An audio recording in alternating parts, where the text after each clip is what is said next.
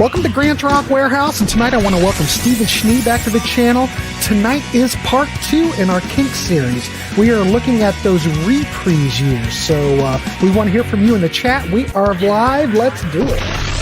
Grant is changing the world one track at a time on Grant's Rock Warehouse. Holy crap, everybody. I feel like I've just seen everybody just recently. I feel like I've just gone from one thing to another, which I did. Anyway, hopefully everybody is here. I evidently see a Tranquility went live the same time we did. I guess. I don't know. The Schnee Tranquility? The Schnee Tranquility. Anyway, tonight we are talking the Reprise Years of the Kinks. So we're going like 1964 to 1970. I want to welcome Steve and Schnee back to the channel. Steve. Thank you for having me, Grant. Of course. We're just going to kind of go through it and talk a little bit about it. It's really about turning you on to stuff, because the last episode, please look down below somewhere, we looked at the Arista years. Now you're thinking, oh my goodness gracious. You went from the Arista years to the Reprise years? Well, kind of backwards, but well, it is what it is. See, the initial idea was I approached Grant, said, hey, let's talk about the Kinks Arista years. Mm-hmm. And we didn't discuss doing the Kinks whole catalog. We just talked about doing the Arista years, and once we put that out, we realized, oh, there's an appetite for the Kinks. So why not talk about their entire career? Exactly, and that's the way I look at it. So, especially the song "Switching to Glide." Oh no, yeah, sorry, "Switching to Glide." That's the Kings. Darn Amazon it. Beach. You familiar with Amazon Beach? Yeah, the album. Yep. Do you have that CD? Yes, it has both albums. The Kinks are here in Amazon Beach. You do. Yes. Well, stay tuned, ladies and gentlemen, because this is how these topics start. Schnee and I shortly will be doing the King show. Exactly. We'll be talking about those 2 Kings albums. Now everyone knows Here Comes the Kings, or what is it? The Kings are here. The Kings are here, yeah. No one knows Amazon Beach, so stay tuned. We'll be doing that shortly. Exactly. And that's how it works. So anyway, we're just here just to talk some Kinks, and hopefully we can get a lot of input from everybody in the chat. And I do want to thank everyone coming over to this episode in the warehouse, because we did do a Contrarians episode. Just now we had like 117 people. Fantastic. It was a fantastic show. It was not the kind of show that I'll tell you, my old age, I try to be very positive. And a lot of these bands, because Steve, the topic was bands that we like the album cover, but we just do not like the bands. But, I can't, between us girls, I just don't think that I really can actually, other than Guns N' Roses, but I can listen to Guns N' Roses and not throw up in the corner. They're not my favorite, but I really can't. I don't really have anything to dog about other bands. I think everybody does their own thing. Everybody hears everything differently. Who am I to dog somebody else, really, That's why when you go to my channel, you're going to go down and it's all stuff that I love, that I'm passionate about. I don't have those things like my 10 least favorite Beatles songs or 10 Monkey songs that I hate or anything like that. Because, why waste people's time telling you about stuff you don't like? I mean, I can be far more humorous when I'm really bagging on a band, but I prefer not to put that. I mean, if you want me to bag on a band, you're going to have to talk to me in person, because I don't want to put that out there. I want the positivity. I think that's very important, in the universe. Yeah. In the universe. Grant used to be really negative until he met me, and then, right, and you turned me around. Yeah, exactly. Anyway, we're going to talk a little Kinks. We'll go an hour. We're just going to kind of run through it. To be quite honest, the Kinks probably deserve more of a more elaborate discussion, but whatever. This is how this one ended up, translating. So anyway, let's look in the chats really in here. Al says, I think you should start with Lola versus Powerman. But why would we do that? That's too far in the catalog. Yeah, because we're going to go through the catalog as opposed to rank them per se. Mark Boyd, Kinks Chronicles, which was a comp that came out on Reprise, is a great starting point for the post You Really Got Me era. Double vinyl is usually affordable too. I am going to agree with Mark. I think that if you want to get into this period that we're going to talk about, that is a great gateway album. And I agree 100%. If you've ever been over like on the Steve Hoffman chat, there's a lot of high praise for Kinks Chronicles on CD. Right. Those Reprise CDs sound really good. I'm not sure what the whole story was. Did they send us the proper master tapes from England when they mastered those Reprise CDs? But all those original Reprise CDs sound really wonderful to me. I'm not talking the Rhino reissues. I'm talking the original Reprise ones that you probably can get pretty cheap. Right. But Kinks Chronicles, I think that'll give you a good sampling of this era. Yeah. I wonder how long this stream is going to last, considering how prolific this band, along with many others, were during this decade. Well, prog rock, dude, it's going to be an interesting. We're going to give it a try. Mark Boyd does love every album from this era. Yeah, it's pretty good. Percy has stunning moments, but some filler. Let's see what else. Great Lost. Do you have that, Steve? You probably heard that back in the day. I heard it back in the day, but I don't have it. That never came out on CD, but I'm assuming all those tracks have been released digitally. Yeah, or maybe as bonus tracks on other like UK discs and stuff. He's biting at the bit right now, Mark. Biting at the bit. Actually, Mark, the computer did come in today, so I thank anyone who donated to that. But I basically, I'm using the old computer. This is just the shell. I can't plug anything into it apart from, a mic and a camera or whatever, but nothing powered. And I didn't want to update the new computer because it would have interfered with the show. Yeah, that's cool. But it's good. But it's running, that's all that matters. Yeah. Starman Brimley says, all the material that was given to Reprise in real time was collateral, but was never supposed to be issued. Particularly without I don't think they had any control. They were signed to Reprise. Reprise could do whatever they wanted. Think about it, Starman. Think about the Beatles. They've repackaged all their records, A lot of these British bands, they repackaged them and reformatted them. It doesn't matter, but we're going to look at these Reprise albums. That's what we're going to do. Yeah, I thought that's very interesting. The first couple of years of the Kinks albums, it was just like the Stones and the Beatles, where they would take off a couple songs and maybe add a single, and then after a couple more singles came out, and they would have enough material to create a new album. So there's albums that were only released in America and Canada. Well, Starman, they may be second gen, but show me some Kinks records that are coming from first generation and prove it. Those Reprise ones sound great. Tim Allen. Tim, nice to see you. I think the Kinks Chronicles set is the best comp ever made by any artist, period. Wow, that's quite a statement. You might have something there. Well, actually, Tim just told me that last night about Human League's greatest hits, too. But it's true. You didn't really. Steve, you love the Human League. Don't. Oh, I do. No, I love Dare. I think everything else after that was... Steve, look who's here, Yvonne. Oh. God. Yvonne, how are you? I should have done something with my hair. You should have. Bernie's here, casual Kinks fan, but enjoy hanging out with you great people. Awesome.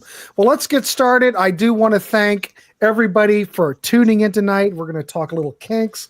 We're going to start out with the first record that Starman says is illegitimate because he knows. But who cares? We're not talking about the Pi releases. We're just talking about these illegitimate. We're talking about the American albums. The American albums. Yeah, so I believe that the American album was basically a collection of stuff from the first album, which is just called the Kinks. That came out in 1964. And then they, again, a mix of, they threw this on, took that off. Yeah. that type of thing. Starman, I'm just giving you crap. It's all good. All right, let's look at this first album, Kinks, 1984. Now, we're going to go pretty quick through these because, well, We've only got an hour. We only have an hour, and I've been shooting the shit for a long time. So Kinks, 1984 came. 1984, Kinks, You Really Got Me, which was retitled from the original album that came out on Pi in 1964, which was just called the Kinks. So basically, this is basically the same record. Now, you know what we did get here in the States was we got a stereo mix of it, which is cool. And that's what came out on Rhino reissued that, if you remember correctly. But this is basically the UK version with several tracks removed. But, you know, look at this record. Let's be honest. There are some great songs on here. You Really Got Me is a classic. Stop Your Sobbing, in which the Pretenders did. But most of this record, I mean, it's typical where you're in the 60s. The Beatles had a lot of covers. The Kinks did a lot of covers. What's your thoughts on this record, Steve? I think that with this album, now, of course, you know, we're all going to look at You Really Got Me, because that's, you know, I mean, they basically, You Really Got Me was a big hit, and then they ended up rewriting it for like the next 18 months or whatever. You know, All Day and All the Night is a rewrite of You Really Got Me. Or maybe vice versa. But, you know, this is what I call the crunchy period. Everything was just really crunchy, mono, powerful. And I think that I know this is going to be very unpopular opinion here, but as much as I like the songs, this is my least favorite period of the Kinks. It's powerful. I mean, it sounds wonderful and like I said, crunchy and energetic and alive. But Ray Davies was just, in fact, he hadn't found his feet yet as a songwriter. He was basically regurgitating blues and R&B and all that kind of stuff and creating something out of that. And it wasn't for a couple of years that he really, really became the Ray Davies that we know and love today. But still, It's a very, very fine, crunchy record that I will not say anything bad about, but it's not my go-to. Well, it's not my go-to yet either, because I think when Face to Face came around, that's where things started to gel. Some people think Kink Kontroversy, that's where it started. Yeah, the Kinks improved as they kept going. Yes. I mean, obviously. They found their way. Exactly. Album by album. Album by album. And then whether you look at this Reprise catalog as a mismatch, whatever. But this first album is basically the same as the UK album. Yeah. So the next record I've got here is Kinda Kinks. I do believe that's right. Is that right? Yep. That's correct. 1965. Yep. It's different from the UK version. Tired of Waiting for You was added. Nagging Woman and Come On Now were omitted. But still, it's not that heavily modified. But still, come on. Tired of Waiting. Come on. You have to admit, that's probably one of the great early Ray Davies songs, you know, coming on the... You know, some of this early Kink stuff, you know, the first couple albums, you know, I knew the singles and stuff like that. You know, I was more for, you know, because my brother Mike was the one who was, you know, playing, you know, he was the one buying the Kinks and had the Kinks albums, you know, at this point, or, you know, I mean, these albums.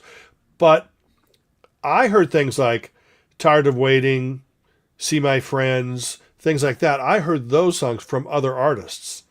I knew that they were Kink songs, but that's how I discovered them, by other artists playing. Now I'm trying to remember who did Tired of Waiting. A remake? Yeah, in the 80s or late 70s, early 80s. Somebody did Tired of Waiting. I don't know. And then, you know, See My Friends is done by the Records and stuff like that. So sometimes that's how I first heard it, because the Kinks didn't grab the U.S. market like they should have. I think that every band out there had that R&B crunchy rock sound. And then when they got their own personality, they became a little too esoteric, a little bit too deep thinker type, So AM radio, it didn't sound that great on AM radio, but it sounded great under your headphones, smoking a bowl. Right. 100%. Yeah. Oh, and I didn't even change the damn graphic because I'm all distracted. Okay. Hold on. We're going to change the graphic. What are we on? We're on Kind of Kinks. Kind of Kinks. There it is. I thought that was later. And every time I think of Kind of Kinks, the title, I always think of Kind of Cute by Joe Jackson. You kind of Kinks, baby. I think that's off the first Joe Jackson. Yeah, because this came out in March of '65. Yeah. And Kink Size, which was a comp, which we're going to talk about, this also came out in March of '65, which is odd. So I thought Kink Size came before. Well, maybe I'm wrong. I don't know. I can't keep track.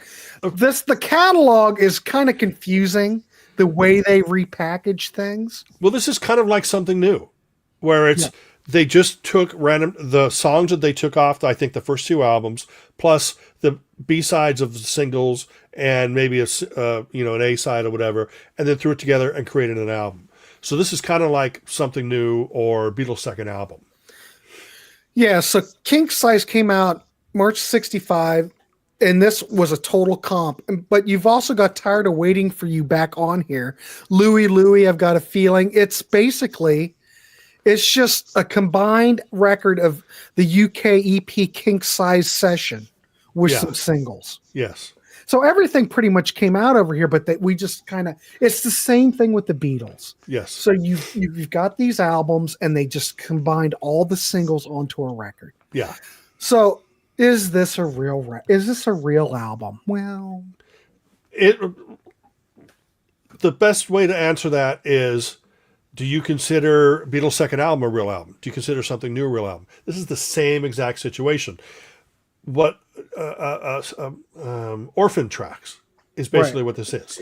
That's what it is. Yeah. And this doesn't stop there, because the next record we're going to talk about is Kink Size, which is still... Well, you have Kink Size on the screen. Oh, what did I have? Wait a minute. Kink Size, what did I want? Oh, Kinkdom. Sorry. Yeah. Everything's all whopper-jawed. This was my buddy's favorite Kinks record. He loved this. Well, one of them, Face to Face in this. Yeah. But this is yet another compilation. They're going to capitalize on their success in the U.S. But this only came out in Canada and the United States. So you got A Well-Respected Man, Nagging Woman's on here. You've got... It's just a lot of B-sides, but you do have the UK single of See My Friends, which was on the EP Kink Size Session. So again, it's a mismatch, but I think all this stuff's worthy, if you're trying to complete the catalog. I don't, again, I this don't is the crunchy era. This is really when they're showing they're wearing their influences on their sleeves, as opposed to blending their influences in with their own sound. Like I said, I'm not dissing this period at all. There's a lot of filler on all these records. True. And I think that it really took them to get all the stuff out of the system before they said, you know what, we're not going to keep making that over and over again. Because if they had stuck in that, people would go, oh yeah, the Kinks would have been broken up by 1967 if they continued to do the same thing that they had done in 64, 65. Lots of great material. Absolutely. Right. There's no doubt about it. But the Beatles wouldn't have, if all their records sounded as great as Beatles' second album is, and Meet the Beatles with the Beatles, and as great as all that stuff sounds, if they kept doing that, they would not be as celebrated as they are today. And I think that the Kinks looked around and they saw the Stones changing. They saw the Beatles changing. They saw, stuff like that. And that's why they, started introducing some change on the next album, Kink Kontroversy. Right. Starman has a good point. Kink Size has a great cover, but besides the 2 highlighted tracks and a couple of others, it's a bit underwhelming. Well, I think all this period up until Face to Face is a bit underwhelming. They were basically a singles band, and they had records that kind of rounded out the rest of the catalog. So, but that's fine. But they're powerful. They're powerful. Yeah. So that's, really, did anybody really sound exactly like the Kinks during this era? I mean, let's be honest. No. Well, during this era, see, I think the Kinks had their own sound, especially because of Ray and Dave, of course, having those great talents. But a lot of what they did could have been done by anybody. Those covers, right? Those great, powerful monaural singles getting played on AM radio or transistor radios, fan-friggin-tastic. But Kink Kontroversy is when things started to change. Go ahead. Yeah, so this came out in November 1965. This has the same track listing UK, except it basically was reordered. Milk Cow Blues, I don't think was included on the US version, but everything else is pretty much the same. So side 1 starts out till the end of the day. The world keeps going round. I'm on an island. See, I thought that maybe Face to Face was really the record that really, really started it. But if you look at this, till the end of the day, this is the beginning on an of the island. transition. This is the beginning of the transition. Yeah. So, because, to be quite honest, I really don't really return to those earlier albums prior to this that much. Right. I mean, I think, in all honesty, let's say you're getting into the Kinks in this era. I know there's probably been other comps, but that Rhino comp that came out during that whole era when Rhino was re-releasing all the Kinks stuff, I think that's a good representation. Yeah. I mean, that pretty much covers everything you need. I think you probably could get that. Then start up with maybe Face to Face. But man, if you look at the track listing on Kink Kontroversy, Where Have All the Good Times Gone? Look at side 1 on here is killer. Till the end of the day, the world keeps going. I'm on an island. Where have all the good times gone? Oh, this is when they spread their wings, and this is when they started to show real depth. Right. So and originality. And originality. I think it's great. Let me look. Let's see. They're so good, wondrous. Great record. Yvonne also likes Lola, even though we haven't gotten there yet. Yeah. Face to Face was a hard to find record in America for many years. I got original vinyl, original mono copy of that on Reprise. But the CD version I've got's like the original Pie CD that came out in the 80s, which I think is great. Web, almost everything on Village Green is phenomenal. I agree. Let's see. Controversy is the beginning of the future, 100%. I agree. Yeah. Let's see. There was a time where albums were referred to the original definition as like mementos released prior to the LP releases. Of course, there would be filler. Well, think about this, ladies and gentlemen. When these records came out, rock and roll wasn't considered a serious medium. Yeah. Things didn't get serious until Rubber Soul came out. Until Rubber Soul, which was really where things, when rock and roll was thought of as an important medium. Yeah. All these records prior to that, no one really cared. Well, I mean, this come out in November 65. What did I say? You said November 65. Yeah, but think about it. I mean, Rubber Soul came out in December, so Rubber Soul changed things. And of course, Revolver, Pepper, keep going. Also, we think about things, in hindsight. We can look back and see what these bands did. But back in 65, people probably were starting to think like, well, how come rock and roll hasn't disappeared already? It's about time for rock and roll to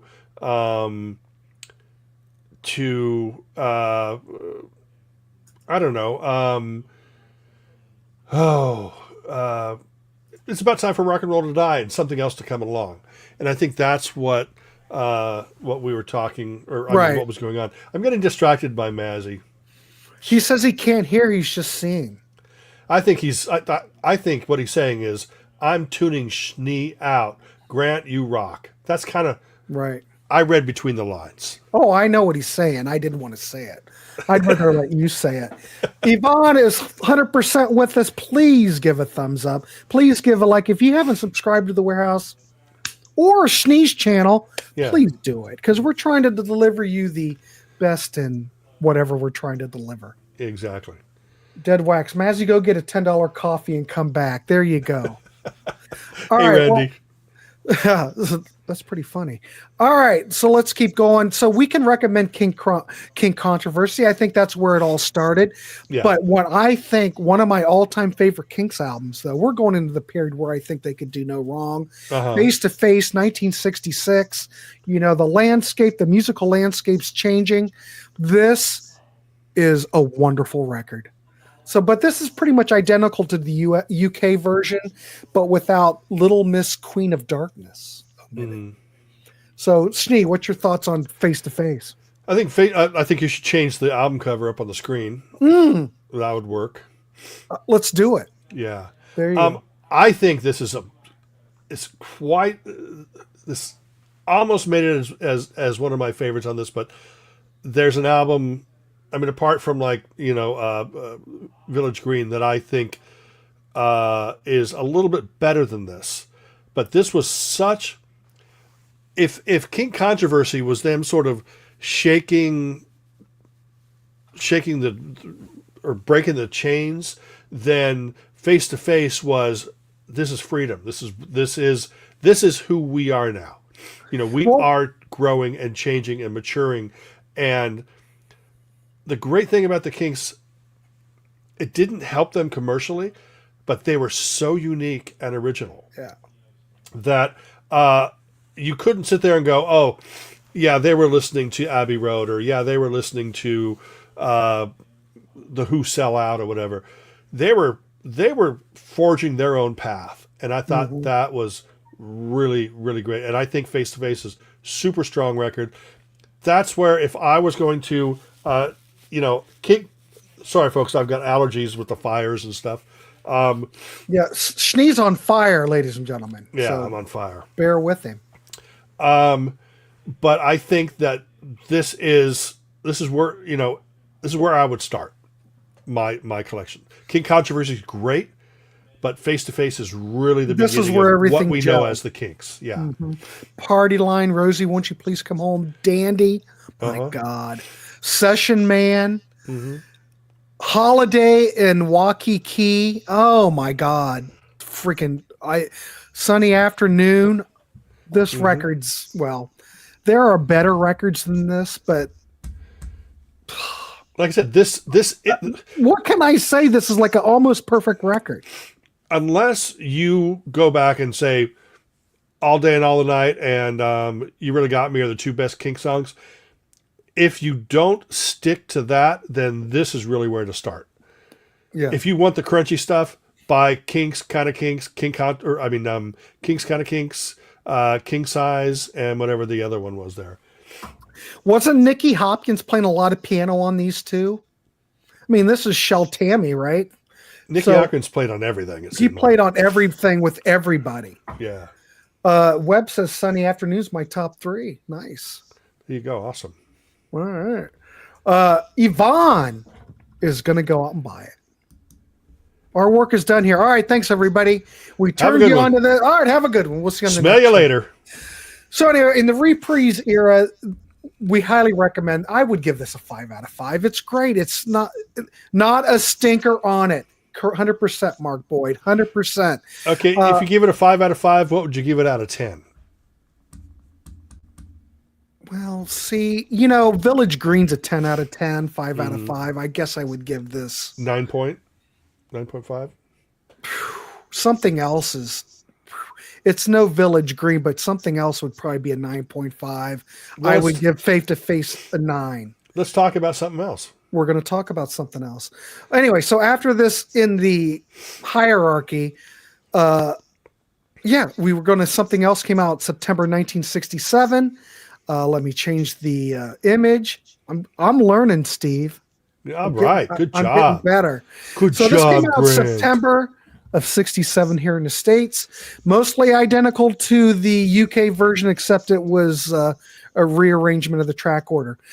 The US track starts out with David Watts, then it goes to Death of a Clown. Yeah. Oh my God. Two Sisters, No Return, Harry Rag, Tin Soldier Man. Oh my God. This is a pretty incredible album. This, I think, is one of my favorites. Not only because it's a great album, but also because it contains Waterloo Sunset, which I know people don't think of Kink songs as beautiful. That song is beautiful. I mean, one of their best tracks thrills ever. me. It's my favorite Kinks track. It absolutely chills me and thrills me. It's a white knuckle ride. It's everything, and it's powerful and it's emotional. But when you go back and listen to it, you're going to go, Schnee, that's a, kind of a laid back, Mm-hmm. But the emotion that comes out of it is so, so amazing. The thing that I find fascinating, so Kink Kontroversy came out in November of 65. Within a year, Ray had just grown by leaps and bounds as a songwriter. From that to Face, and then yet look at Face to Face, which came out in October 66, and look at Something Else. It's like even more. It's just like unbelievable. Mm-hmm. I mean, I can see why Pete Townsend says Ray is his favorite songwriter, because this whole period, Ray was just on fire. I mean, these records were perfect records. If you were buying these records when they first came out, which I was not. I'm sorry. Right. I wasn't really buying records until later. Yeah, I wasn't buying these records. I was listening to what my parents would buy. So that's why we heard the Beatles and the Monkees and Glenn Campbell and stuff like that.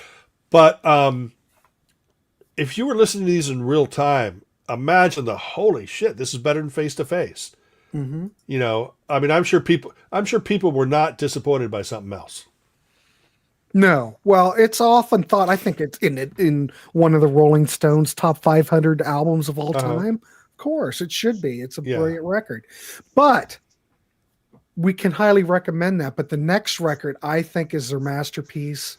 Many people probably think that. This record did not sell. In fact, it didn't get it came out in 68 in the UK, but did not get a release in the States until January 69. Mm-hmm. Because it originally came out in November 68. All right, couple of months, whoopee-doo. But still, this is often considered their masterpiece. This record did not even chart on the U.S. charts. I don't think that any comps for years had any songs from this album. I mean, I can't remember hearing any of these songs on AM or FM radio. Mm-hmm. And it wasn't until probably the 80s that I actually really heard it. And then I was like, holy crap, this is pretty amazing. People didn't often recognize the Kinks prog period. Okay. Well, I'm just curious, is there anybody here that, in fact, if you don't have a wrench, I can't give any wrenches out for this show because this is too much. So I'll apologize. I appreciate everybody here, and I'm not even going to go into the wrench story, but stick around. Anyway, I don't really know anybody other than Mazzy that would be old enough to remember if this album came out, and if he had bought this originally when it came out, or I don't know. I don't know. We know it didn't chart, but I didn't know if there was any kind of buzz back in the day about this record. Was this record a total afterthought that maybe it took off in the 70s? I don't know. Mazzy's old enough to remember when Rudy Valley was releasing singles. Right. Yeah. Well, what's the story with this? I know it didn't sell. I mean, was it like in the 70s when all of a sudden people looked at it and went, my God, this is a brilliant record. Being a music fan and like catching on to albums like this and something else a little bit later, because with low budget, that's really the, I knew the stuff and knew the hits, blah, blah. Low budget was the album that made me go, okay, stop what I'm doing. let's go backwards. And then, of course, I heard things like Muswell Hillbillies and Schoolboys in Disgrace. And I was like, whoa, what's that? But then I started hearing things like Village Green, Something Else, Face to Face, Lola, things like that. And then that's when I said, like, holy crap, how come this stuff was not more famous, more popular? I think that what it boils down to is this is one of those albums that really, I mean, Brindley might remember or might, know more in depth about this, but I don't think this became a classic, legendary album until the last 20 or 30 years. Well, Matthew says he discovered Village Green in 1980 when Jade Cordosh wrote about it in Cream magazine. So is that when it was rediscovered? Probably. So I was thinking it's more like the late 80s, early 90s is when people really started going, I don't think so, because I had it, because I remember when REM came on the scene and I was talking to the rep from GHS Strings on the phone and he said, Grant, you've got to check out REM. And I remember that era. I already knew about Village Green and already had it. So I think Matthew might be right. It might be about 1980 when people started to rediscover it. And I don't know. I would have thought that a lot of bands would have heard it. REM heard a lot of stuff. We would never hear a Big Star one for REM. Yeah. They would have been totally lost. So I bet it was probably around that time when a lot of this stuff was rediscovered. Yeah. I'm assuming. I just don't remember. Yeah. And I don't think Mazzy's here anymore to elaborate. So when we need him, he's never here. Yeah. I'm kind of hoping that people rediscover the classic recordings of Tiny Tim, the Reprise Years. But I don't know if that's going to happen. Prog Rock Dog, do you think that the album is too British? Pete Pardo brings this culture divide up when he speaks of this band, his preference for the Arista albums. That's a good question for you, Schnee, because you love those Arista albums. Well, do you think that this album's too British? Well, see, here's the thing. I think that most of the stuff from this period was too British. It was also too intelligent. It was too deep. It was so uniquely. Every song was created in its own little unique world. That Kinks universe. I think that even though they weren't huge in Britain, I think that's kind of why the Americans didn't latch on to it. Then I think beginning with Low Budget, especially, that's when the Kinks became American. Oh, 100%. I mean, that's an American rock band. Yeah. 100%. Let's talk about the Outfield. Many people out there have or had no clue for years that the Outfield were a British band. They looked American, dressed American, sounded American. And, they did all the typical rock moves that every other band, the stereotypical movements and the shaking the hair, of John Spink's guitar player. As much as I love him, I can deal with not watching him play because, they're going through all the typical moves. People just assumed that they were American. I think that's like Low Budget and stuff. But then Ray let that guard down a couple albums into that, like maybe with the third or the third album after Low Budget. Like, I always forget if that's State of Confusion or Give the People What They Want, similar covers. But that's when he became more British again. So yes, I do think that this is too British for American audiences, whereas Low Budget and some of the Arista stuff was too American it's too British for American artists. The Arista stuff was too American for British artists. Yeah, Louder Than Life has a good point. I remember when Britpop was exploding in the 80s and 90s, there was an all-new appreciation for that album. So many of the artists then were name-checking that album because it really fits in with that whole Britpop scene. Because think of Blur. Come on. Blur was never big over here. Very British sounding. Pulp. Think about Pulp. The Jam. The Jam. Think about I'm surprised Oasis was as big as they were over here, though they were never as big here in the States as they were over in the UK. But they're very British sounding. So, Yeah, but I this, mean they were big but for Village a Green brief fits time. right in with all that. I think. Absolutely. In fact, Village Green influenced a lot of that stuff. Right. So Without Village Green, Britpop may have not existed. Right. Well, Holy crap! Let's see what else we got. Everybody's Blur is a perfect example. Yeah, very British. I love Blur. I think Blur was great, but for the U.S. market, it's a bit, a lot of people didn't get it. So. I mean, Madness did have a couple hits, but they were the epitome of a British band. Right. The Jam were the epitome of a British band, and that's really what kind of sometimes American charts don't want to hear those British accents, which at the same time though, then if they didn't do that, then how come a lot of people were sort of into that first 3 O'Clock album because they were Americans singing in British accents, which Right. I never dug. Right. I mean, I love 3 O'Clock, but when the other thing is, I mean, Al, you have a good point. Critics love Village Green, but didn't catch on with the public. I don't know, but did Reprise even promote this record when it came out? Or what? By this time, do you think they'd have looked at the Kinks and went, the Kinks? There has-beens, Yeah. And we're getting toward the end of their contract here in the States, but I don't know. Was this album even promoted at all? I don't know. Right. Steve, 100%. Slade is definitely a British band. They never hit it big over here. I love Slade because I usually like the British bands better. But yeah, Me too. I think they're too British, but I totally get it. Squeeze did okay here, but not great. So British, 100%, Tim. Yeah, I believe in that as well. Because there's a lot of references to things that, lyrically in a lot of these bands, such as the Jam, Squeeze, Madness, Kinks, that are definitely referencing British life. Exactly. And Americans don't know British life. Just like, again, let's go back to the Outfield. They named their band the Outfield, right? But they had never even seen an outfield. They didn't know what an outfield was. They just knew it was related to this thing called baseball. They didn't see a baseball game until they came to America on the first tour. Murray says supposedly Pie did not promote this record at all. I'm not surprised. Starman mentioned, well, how about the move? Too British? Well, didn't they go on an American tour and it would just it fell apart?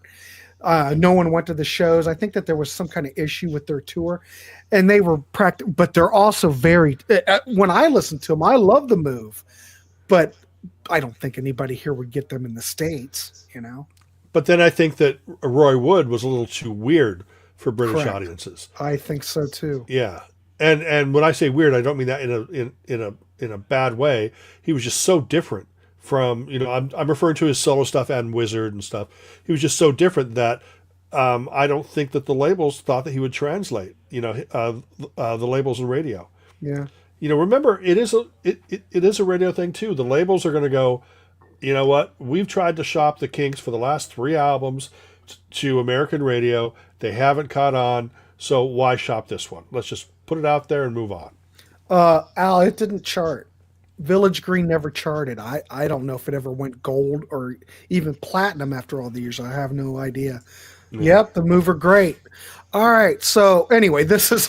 For me, it's a perfect record. It's too bad that it never really performed. But so after that, we've got Arthur, or The Decline and the Fall of the British Empire, 1969.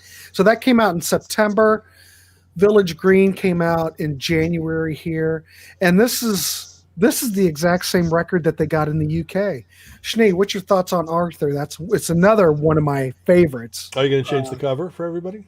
Maybe if you feel like it. If I only had a producer I could just host and I wouldn't have to worry about it. Brindley, we need you. Yeah, Brindley, get your ass over here to host. I need a producer. I really dig this album. I don't think it's as good as Something Else or Village Green, but this is, again, it's the band stretching out, being who they were. That's what I feel is so important for any band, regardless of whether it sells or not. If they are being themselves and being original and putting out this wonderfully crafted music that sounds like nobody else, for me, that's 2/3 of the battle. Then I make the decision based on the songs. But if it's something different than what's going on around him, I love it. So that's why, I think that Arthur is a great album. Like I said, it didn't catch me. I know this is wrong, but something else, I might like that a tad bit better than Village Green, too. But they're awful close. And Arthur is also in that mix as well. And it's also my last name. So that helps. Oh, that's true. Yeah. We're getting a lot of love for this record. Steve Player loves Arthur. Although the drum sound on Victoria is atrocious. Yeah. Tim Allen, that's his favorite. Matthew Smith gets my vote for the best album, 1969. Mark Boyd, Arthur, better production than Village Green, plus it rocks again. Yeah. So, Starman. Arthur is the Kinks album I probably play most. So we're getting some good love here. I personally don't think it's as good as Village Green, but I think it's as good as something else. Oh, God. Yeah. Do I really think that?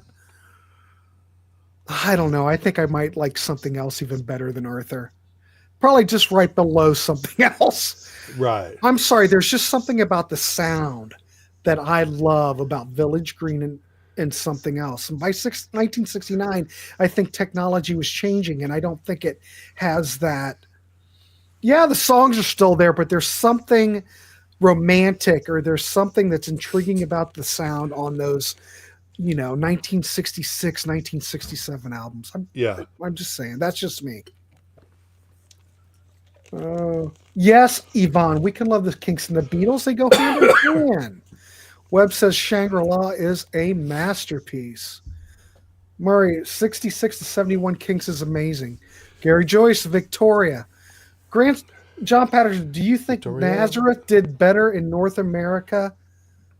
Do you think Nazareth did better in North America than the Kinks? I'd say no. No. Because the Kinks in the 70s, we took them in with open arms, Yeah, Nazareth, here they had Love Hurts, which is brilliant. I love Dan McCafferty's voice on that. I think I usually don't like that kind of screechy voice, but McCafferty, wonderful. Wonderful. Yeah. And then they had a couple other FM hits. If you go back and if you listen to the song Hair of the Dog, you can tell that Michael Jackson ripped it off for Beat It. But the Kinks they did much better in America. Arthur retains that world weariness in the songwriting, but it's much more fun to listen to. Louder Than Life is agreeing with me. I love, what, Schnee, what I really like? What? Is people agreeing with me. Since it's my show, my channel, I like it when people agree. You know what I mean? Agree with you. Right. But what if they agree with me? I don't like it so much. Okay. From now on, our host is Grant the Fall and Decline British Empire. Tim, I may modify my name to that. I kind of like that idea. Super Strike says the Kinks have such a great catalog, so many great albums to choose from. Oh, I love it. Yeah, absolutely. I have to agree with everything Grant says now. Of course, it's my channel. Yeah. Kinks and Nazareth, two completely different bands. Well, sure. Yeah, it's like oil and water. But, I do think Kinks were more successful. Yeah. All right, next record we're going to look at, we're up to Lola, for God's sakes. We're almost done. Lola versus Powerman and Money Ground, Part 1, 1970. Came out here in November 1970. Come on. This has got Lola on it. It's got Top of the Pops, Ape Man. Come on. But I do think it's a dip down. How do you figure it's a dip down? Because the songs aren't as strong to me. What do you think about, how do you like production? Okay. It's kind of similar to. Yeah, but I don't. But I think that this was not a big move forward. Like each album seemed to sort of push them a little bit more forward. Lola, I think it's a different album than Arthur or Grant Arthur, right? But I think that it is just not as strong. Alsa's very strong. Super Strike loves 8-Man. This is kind of like where things started to become kind of, well, look, you've got 8-Man on it. Can you really take that song very seriously? Yeah, it's fun and everything, but is that a serious Kinks song? It's Right. kind of like that Arista stuff, Superman and all that stuff. It fits right in there. I don't know. Mark Boyd agrees. Arthur is better than Lola. I agree 100%. Agree with me, Mark. Yeah. Remember, It's my show. Agree with me. I'm going to get kicked off his channel because I don't always agree with him. No, you won't. Tim Allen, this has never been one of my faves, but Get Back in Line's one of Ray's best songs ever. Thoughts Doesn't on it go? that, Schnee? Oh yeah, that's the song that goes, "Get back, Get back to where get you back once in the-" belong. Yeah, I've heard that one. yeah. Why was it that the song "Get Back" was the only song that Paul sang with that voice? Go through their entire catalog, and he only sings "Get Back" with that voice. I call it the back of the throat voice. Mm-hmm. So like Glenn Tilbrook from Squeeze, I call it the "Get Back" voice because he sings with that back of the throat thing. So why I like the song "Get Back," but why is it's the only song that Paul sang like that? Well, how else would you sing it? In the regular voice. In Paul's regular voice. I think it's all right. Yeah. Louder in Life, this album I think is the first really cinematic kind of Kinks album. It plays like a film. Not exactly my favorite Kinks album, but you can hear glimpses of where Ray was heading into the 70s. Yes.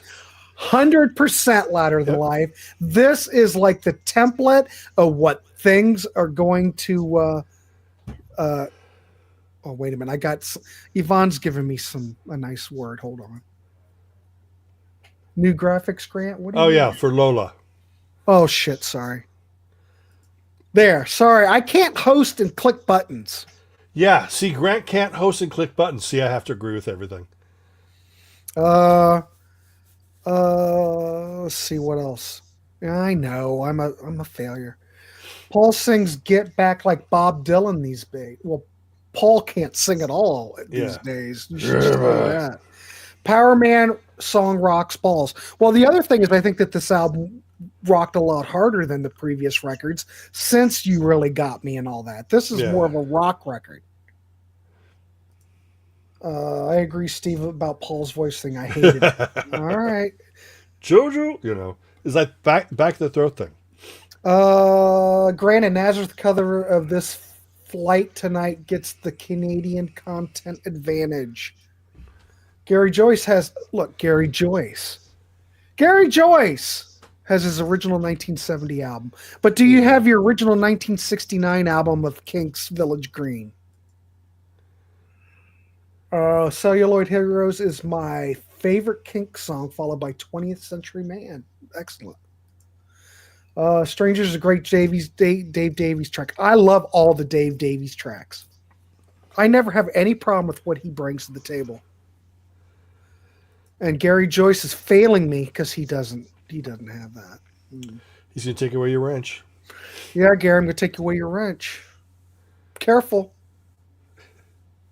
Oh, look.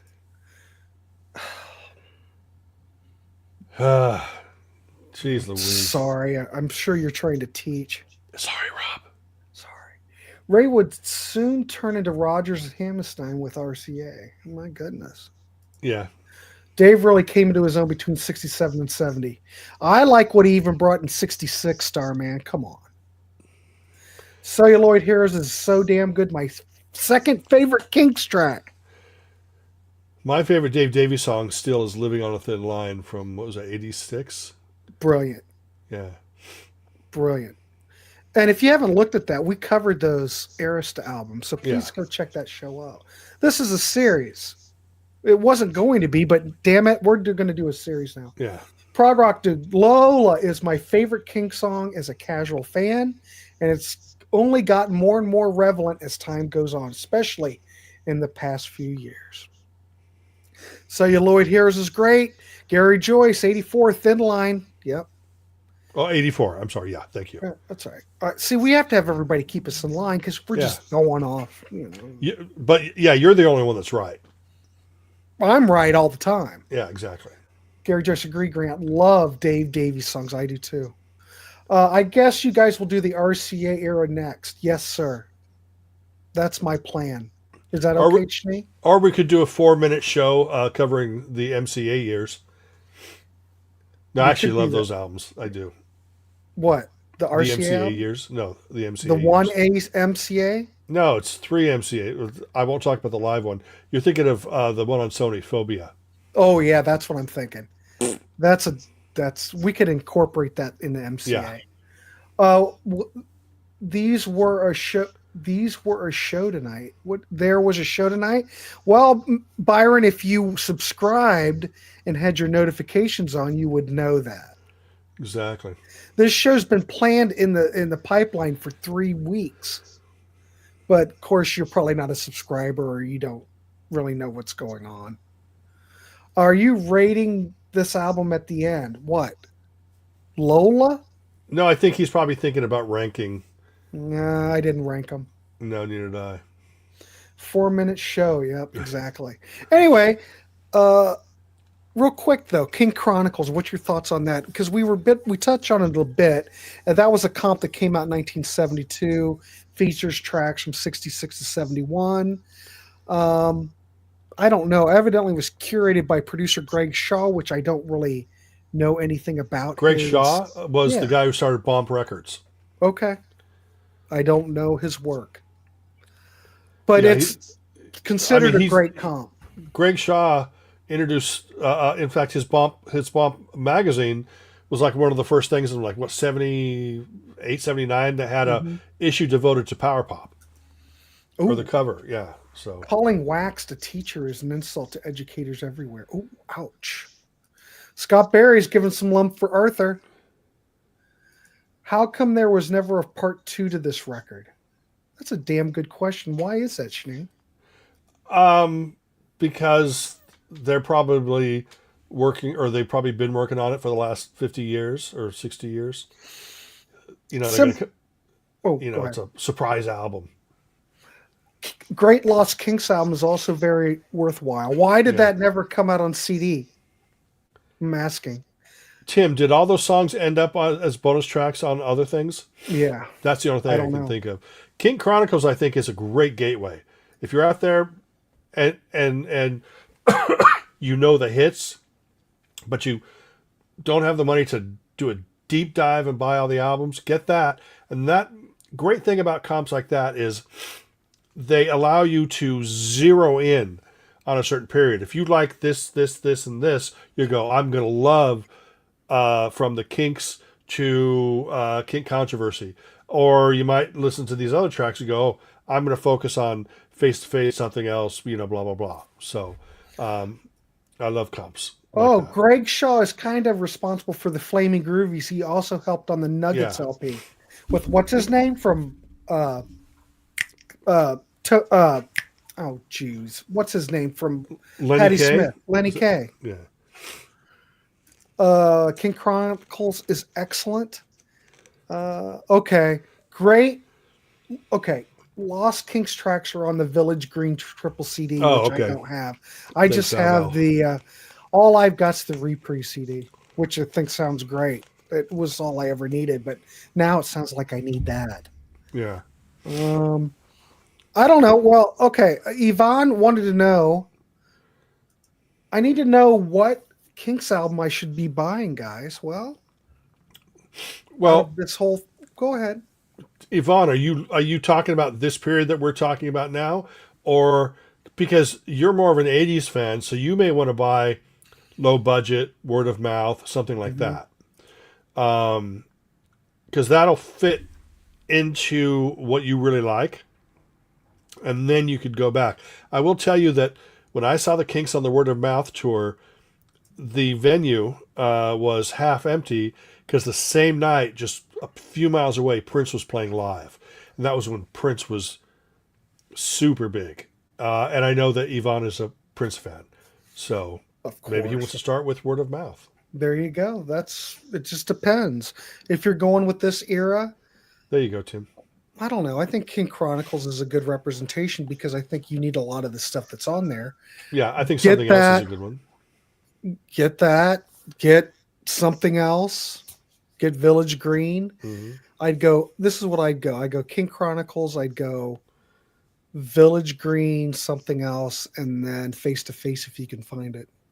I'll go. But Lola's a good record if you like more of a rockin' album. But yeah, I'll go in the same order that you did, except I'll switch something else with Village Green.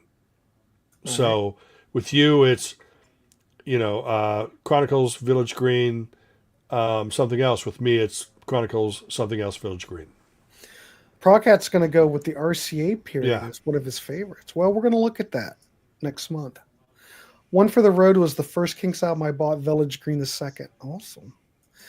RCA Kinks are underrated. Now, I must admit that that's the period that I really don't know, but I'm going to study, and I'll be ready when we talk about it. It's very eccentric. But that's not necessarily bad. No, not at all. Right. Tons Gary of stuff Joyce is goes low eccentric. budget. Look at Yeah. Gary Joyce. Look at him. Tim Allen, I saw the Kinks in a bar 1996. Incredible experience. Wow. Scott Barry's not a big fan of those RCA albums. That's all right. We all hear it differently. It's all good. Mhm. Sleepwalker's good. Louder Than Life. Get to the Bone. A great overview of all eras. There you go. You could start with that. But it's To the Bone live, or is that a studio comp? Oh, here we go. Starman, the Kinks Anthology 64 to 71 is also an amazing comprehensive 5 CD overview.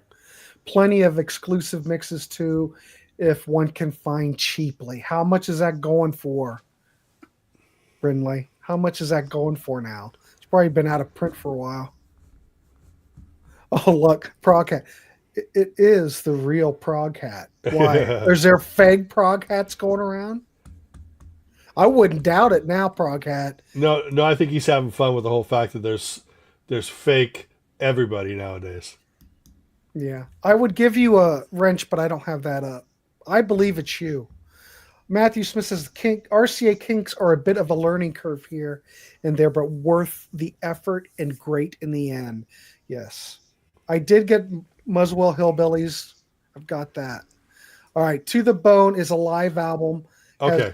1 CD and 2 CD version. Okay. I thought To the Bone didn't get very good reviews. I mean, wasn't that like right after excuse me. To the Bone is like Unplugged. Yeah, I'm not interested in that. Yeah, isn't To the Bone like the second album on their Sony contract? Contract, maybe. Louder Than Life says, yes, sir, but they're great versions. All right. Okay, Starman bought that comp. I got mine for $50 to $60 back in 2019, 2020. Used to be $42 on Amazon. All right, well, I don't know. I might just stick. Oh, look, Rand's here. You Really Got Me was my first Kinks album. I asked my mother to order it from Columbia Record Club. She did. I liked it and never bought another Kinks album. Weird, huh? That is weird, Rand. What's wrong with you? You weren't dropped on your head when you were a baby, were you? So that was me. That was me. You that was you. Okay. Yeah. Proghat likes Think Visual. There you go. Yes, I really like Think Visual and UK Jive a lot. All right. Look, Nadia's here. Nadia. If you like ballads, go Lola versus Powerman. Right. Everybody's got their own opinion. You know, that's all cool. We're just here talking music, ladies and gentlemen. Yes. To the Bone was released on their own Conk label. All right. Oh, that's cool. right. Okay. So anyway, we just thought we'd talk about those Kinks albums. Hopefully you got turned on to something. Hopefully you know where to start. Probably a lot of you already know about this catalog, but maybe someone else down the road have not heard any of these. I don't know. Yeah. Maybe somebody only has King Chronicles and they want to know more about them. Right. So hopefully, it was a lot of records to pack into an hour, but hey, it's all about talking music. So yeah. Rand is a fan of low budget. So there you go. He likes that. I think that's a fine record too, if you want to start there. Yeah. But it's a totally different animal than the 60s period. Right. Frogcat loves the Kinks. All right. Schnee, what's happening with you? You got a new computer. Yeah, I'll be. When are you going to be back up and at 'em with the next ski lodge or anything else? Well, it's going to take a while because I still have to get the see if I can retrieve my data. I'll be able to do CD Junkie videos because I'll be focusing on like one artist at a time, so I can quickly load all those into the computer if I need to. But Ski Lodge is, I had thousands of songs to choose from, and those are all gone. So I have to retrieve that. I know. The reason I have the door closed is because... Well, the thing is, though, you can do this. You've got your CD drive, hook it up to the new iMac, and then you can just pick and choose stuff as you want and rip it into your computer. Yeah, no, that's what I'm going to do. But for Ski Lodge, I have to come up with like 28 songs. Well, that's... Shit, I can do that. I do that every week. But that's ripping 28 CDs, and you know, do it when you're working. I know what I'm doing. Don't fucking tell me what to do. Oh, okay. Just Edward's always telling me what to do. He's always saying, "Who's Edward?" Proghat. No, he's not really saying. I'm just kidding. I'm seeing what Edward told you to do. No. Edward's not telling me anything to do. Oh. I just brought him up because he's my friend. So the reason he has the door closed to hotbox himself. No, actually, the reason I have the door closed is there is a nightmare happening here in Southern California, and many people that I know, either really know or people that are friends of friends, whatever, they've all been evacuated because of the fires. So I actually have somebody. Evidently not. I actually have somebody that is still everything's okay at the house or at this person's place, but they're staying here for a couple nights. Last night and tonight. I'll kick him out tomorrow morning. I'm not close to the fire, but the fires and the wind and stuff is really affecting my allergies. But I'm trying to make sure that I get, let people know that if they do get displaced, if they do get evacuated, they can come and sleep on the couch or whatever. You got to help people. People have helped me along the way, and I'll do anything I can to help people. But not the Waxed. He's a jerk. I don't know him. Were you guys old enough to have to deal with several Warp? No. But those Dynaflex albums, those are actually pretty great as far as sound quality goes, because those were all virgin vinyl when a lot of the other companies were putting out crap vinyl. I love getting Dynaflex of things I didn't like, and then you could shake them, and you heard that wobbly sound. 100% Scott Berry. Yep. I'm with you. Fire's spreading quick. So who dropped their cigarette butt out here in California? Who was it? I'm trying to think. Of probably Mazzy. You think it was Mazzy who did it? Yeah. Do you think? I bet he and Wax wouldn't do it since he lives out there. But Mazzy being in Seattle. Yeah, I know, but he might have did it. Yeah. See, I think that Dynaflex CDs. I think that. Hey, if you've looked at CD quality now, most of the CDs are now made in Mexico. Nothing ever wrong with Mexico. I like Mexico. But I was surprised. Yeah. They're a lot thinner than they used to be. Yeah. So there are Dynaflex CDs now. Yeah. Tim Allen is old enough that he skipped the Preservation albums. The thing about like Dynaflex, it was just fun to wobble them. Yvonne, don't let Wax fool you. He's got a lot of CDs. Don't let him fool you that he's all vinyl. Yeah. But he is all jerk. Well, he can be. I think he's got a good heart. Shave-a-thon. I was listening to the agenda-free TV stream last night and heard the Pacific Palisades Fire Department scanner. Not enough equipment, not enough manpower, and not enough water. I read somewhere in Altadena where, there's a couple fires. And I read somewhere that some of the fire hydrants are dry now. Oh, my God. Yeah. No way. Yeah. Well, you guys don't have water. I mean, don't forget that this shouldn't have been a state anyway. I mean, when people went out there, they went, who would live out here? Yeah. And then they kind of made it livable, but it was kind of like going back to the Kinks, it's a state of confusion. Of course. I have a good heart stored in my freezer. Of course he'd see. See? All right. Well, we can get out of here. It's 9:22. We've went an hour and 10 minutes. Sorry that we started a little late, but I was on the Contrarian show, and you can't make Martin shut up. He just keeps blabbing and blabbing. Yeah. Anyway, good fun evening tonight. I appreciate everybody coming here and talking. Yeah, sorry, I was under the weather as well. So, well, you can't breathe because the air quality is terrible. This was great fun. Thanks to you both. No problem. There were fires on Sunset Boulevard. There were. I don't know about Sunset Boulevard, but we're talking. It's like jumping over PCH, and PCH is just 2 or 3 blocks from me, but it's way down PCH. I think I'm 20 miles from where the fire is.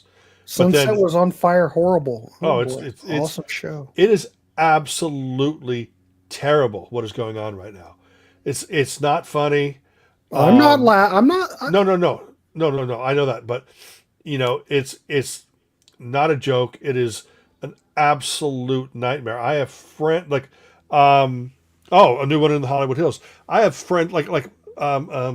Rob the Wax sent me. He went out to his alley, took a picture down the alley, and the fire was about 2 miles away, but it looked like it was 2 blocks away, and the red glow of the fire on the clouds. It looks like we are definitely in hell. Well, I'm sorry to hear that. Just be safe. I hope it. Well, I don't know. There's no water. What is going to happen? This is really bad. My wife's been downstairs just watching it nonstop. Well, here's the weird thing about it is a lot of the stuff is PCH is right next to the ocean. I'm surprised that they have not figured out a way to stick some kind of something in the ocean and just suck it from the sea. Why wouldn't I would think that'd be, I don't know. What do I know? Yeah. You think there'd be a way to do. We went to the moon, for crying out loud. And we have social media now. Can't we suck water out of the ocean? Yeah. I don't get it. It's or crazy. Is it because it's salt water? It takes a lot of preparation and filtering, and I don't know. But if you're putting out fires, I would think, salt doesn't catch on fire. It's water. Right. The planes pick up water from the sea, right? Yeah, they do have these big things where they'll dip into the sea. I think helicopters do that, but they can't do it fast enough. Man. Look, if they can create 3D porn, they can create something that's going to suck the water from the sea. Out of the ocean. I think so. Well, of course, priorities, Schnee. It's priorities. Yeah, but then you have to realize that man, the male human, will always turn whatever is made, he'll always turn it into something like a sexual device. So there'll be a lot of men missing wieners. Different sucking, Steve. It's different. The stream is excellent. These guys know music and firefighting. Hell yeah. We're trying to figure it out. Yeah, we're trying to figure it out. Ooh, Prog Rock Dude. How in the hell do you know about 3D porn, Schnee? Yeah, where'd you read about that? Well, I didn't have to read it. You just type in 3D porn. Donkey? I was trying to think of something funny, but that's good enough. That's good. A rare combo. All right, I'm going to let Schnee go so he can go get a breath of fresh air since he's dying. Wish him luck. Please subscribe to Schnee's channel. Hopefully he'll be up and running, so he will have some CD Junkie videos coming up. And the Ski Lodge, the Fine Ski Lodge program will make I did post a video this morning. It was I like right before my computer crashed and I lost the hard drive. I was working on a Chris Rea video, my 10 favorite Chris Rea songs. And I had created all the elements, but I just didn't splice it together. Yeah. And I realized that, well, I'm going to have to dump all this stuff off of my hard drive. So I thought, well, instead of just tossing this, I'll throw it together and then put it up. And that's what I did. So I had the elements and put it all together, posted it on my channel. So if you want to know about Chris Rea, you can go to my channel and read those or watch that. Yeah. So I'm hoping Schnee will be back, or I will capitalize on Tuesday nights and start my own Grant Lodge, where we will play all the same shit that Schnee plays. But in stereo. What? Are we live tomorrow or recording it? What is tomorrow? Osmonds? Yeah. I haven't decided yet. Okay. We are going to do an Osmond show. We're going to talk about Osmonds in the 70s. Can you imagine, ladies and gentlemen? It's going to be quite a week. Yep. I don't know. I'll let you know. I haven't got, I go day to day. Yeah, exactly. So Nadia misses her ski lodge. Yes. Can you do a live rerun ski lodge? No, because I don't have any of the files. Yeah, but can you play it off of Mixcloud? It sounds terrible. No, yeah, it sounds. That's how I used to do it. But you're the one who showed me the way. I know. I'm still teaching you the way, Schnee. Yeah, exactly. Don't say that I am, but remember I have to agree with you. Is everyone in this room a moderator? Well, no. I'm not even going to go into the moderator thing. I was hacked, and slowly the wrenches are coming back. I'm kind of like Rachel because I like to have people have wrenches so everybody's on the same playing field, but I have to be very careful of who gets them. Yeah. And it's a way that I can keep track of who's been here and who hasn't. So I have to, everything's all screwed up, but I think we're done. Well, I'm not going to say it. I don't want to ruin the momentum because I've had several shows and everything's been fine. Yeah. So Prog Rock, you know that, right? You were on one of these shows where, pumping. It was the chat that got hacked. The chat got hacked. Yeah, he got pumped and had to start over. No shit. With great wrench comes great wrench responsibility. Yes. It screwed up the Ramones 1989. Yeah. All right. Well, kids, thanks for coming. Thanks for hanging out. Schnee, I'll see you tomorrow. Okay. Thank you, everybody. And right, come back and listen to us talk the Osmonds. We don't know if it's going to be live or taped. So yeah, you'll know. If you see it on my page, if you subscribe, you'll know what's going on. Yeah. So, all right. We'll see everybody. Keep it clean and see you tomorrow. All right. Thanks. Smell you later. Smell you later.